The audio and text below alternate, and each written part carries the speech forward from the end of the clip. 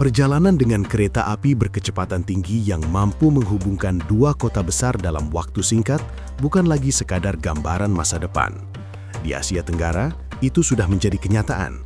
Di Indonesia, perjalanan dari Jakarta ke Bandung kini bisa ditempuh dalam waktu kurang dari 1 jam menggunakan Hush. Sebuah lompatan besar yang tidak hanya mengubah cara orang berpindah, tetapi juga mengubah cara dunia memandang kemampuan Indonesia dalam membangun infrastruktur modern. Yang lebih menarik, pencapaian ini bukan berdiri sendiri.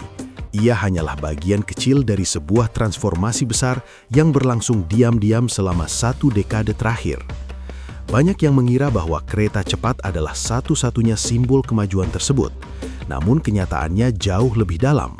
Indonesia telah membangun sebuah ekosistem perkereta-apian yang luas, kompleks, dan terintegrasi.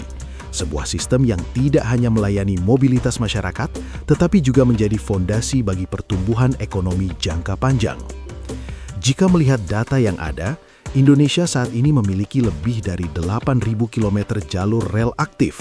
Angka ini jauh melampaui negara-negara lain di kawasan.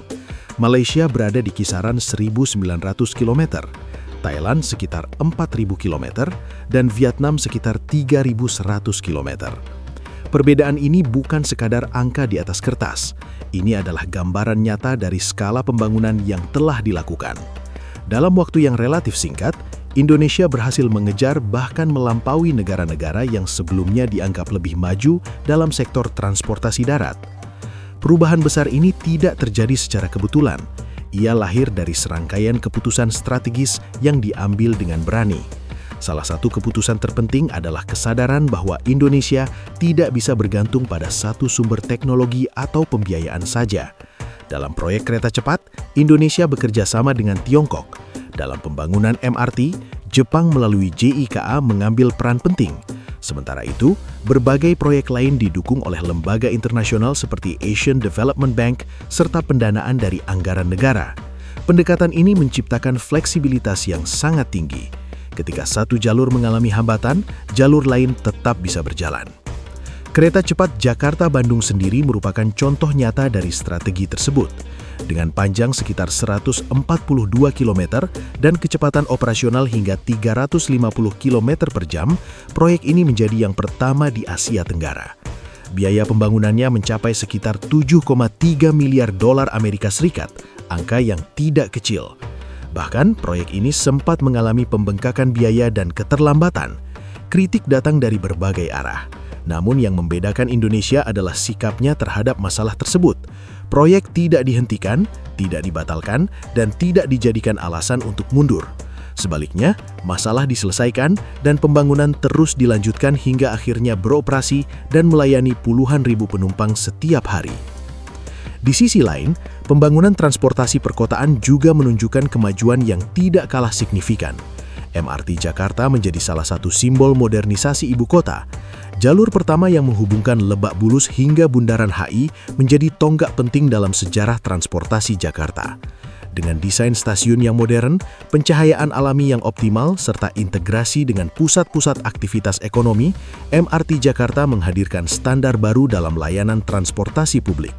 Pembangunan fase-fase berikutnya terus berjalan, memperluas jangkauan dan meningkatkan kapasitas sistem ini. Yang menarik, jika dibandingkan dengan proyek serupa di negara lain, biaya pembangunan MRT Jakarta relatif lebih efisien. Hal ini membuka pertanyaan penting mengenai bagaimana struktur biaya, pemilihan kontraktor, dan skala ekonomi memainkan peran dalam menentukan efisiensi sebuah proyek. Indonesia menunjukkan bahwa dengan pendekatan yang tepat, pembangunan infrastruktur besar tidak selalu harus identik dengan biaya yang tidak terkendali. Namun, kekuatan utama Indonesia tidak hanya terletak pada pembangunan fisik. Di balik semua proyek tersebut, terdapat upaya serius untuk membangun kemandirian industri. PT Inka menjadi bukti nyata dari arah kebijakan ini. Perusahaan ini tidak hanya memproduksi kereta untuk kebutuhan dalam negeri, tetapi juga mengekspor produknya ke berbagai negara. Dengan kemampuan produksi sendiri, Indonesia tidak lagi sepenuhnya bergantung pada impor untuk memenuhi kebutuhan armada kereta. Ini memberikan keuntungan besar, baik dari sisi biaya maupun dari sisi pengembangan teknologi. Langkah menuju kemandirian ini juga terlihat dalam pengembangan sistem transportasi berbasis teknologi tinggi. LRT Jabodebek merupakan salah satu contohnya. Sistem ini beroperasi tanpa masinis, menggunakan teknologi otomatis yang canggih. Dengan panjang lintasan lebih dari 40 km, LRT ini menghubungkan Jakarta dengan kawasan penyangga seperti Bogor, Depok, dan Bekasi. Meskipun sempat mengalami kendala teknis pada awal operasional, perbaikan dilakukan dengan cepat. Dalam waktu singkat, sistem ini mampu beroperasi dengan lebih stabil dan melayani masyarakat secara efektif. Dari berbagai proyek tersebut, terlihat pola yang konsisten. Indonesia tidak menunggu kondisi sempurna untuk memulai. Sebaliknya, pembangunan dilakukan sambil terus belajar dan memperbaiki diri. Kesalahan tidak dianggap sebagai kegagalan akhir, melainkan sebagai bagian dari proses pembelajaran. Pendekatan ini memungkinkan percepatan yang signifikan, karena waktu tidak habis untuk perencanaan yang berlarut-larut tanpa implementasi. Faktor lain yang sangat menentukan adalah konsistensi kebijakan. Pada masa pemerintahan Joko Widodo, pembangunan infrastruktur dijadikan prioritas utama. Kebijakan ini tidak berhenti ketika terjadi pergantian kepemimpinan. Di bawah Prabowo Subianto, arah pembangunan tetap dilanjutkan. Proyek-proyek yang sudah berjalan tidak dihentikan atau diubah secara drastis. Kontinuitas ini memberikan kepastian bagi investor, kontraktor, dan semua pihak yang terlibat. Ketika melihat keseluruhan gambaran ini, menjadi jelas bahwa keberhasilan Indonesia bukan semata-mata karena teknologi atau dana yang besar. Banyak negara memiliki akses terhadap teknologi dan pembiayaan yang serupa. Yang membedakan adalah keberanian dalam mengambil keputusan dan konsistensi dalam menjalankannya. Indonesia menunjukkan bahwa dengan strategi yang tepat, negara berkembang sekalipun dapat menjadi pemimpin dalam pembangunan infrastruktur. Kedepan, ambisi Indonesia tidak berhenti pada apa yang sudah dicapai. Rencana untuk memperpanjang jalur kereta cepat hingga Surabaya menjadi bukti bahwa transformasi ini masih terus berlanjut. Dengan jarak sekitar 750 km, proyek ini berpotensi menjadi jalur kereta cepat terpanjang di Asia Tenggara. Jika terrealisasi, dampaknya akan sangat besar, tidak hanya bagi mobilitas, tetapi juga bagi pemberataan ekonomi di Pulau Jawa. Semua ini membawa kita pada satu kesimpulan yang tidak bisa diabaikan. Pembangunan infrastruktur bukan hanya soal membangun jalan, rel, atau stasiun. Ini adalah tentang membangun kepercayaan diri sebagai bangsa.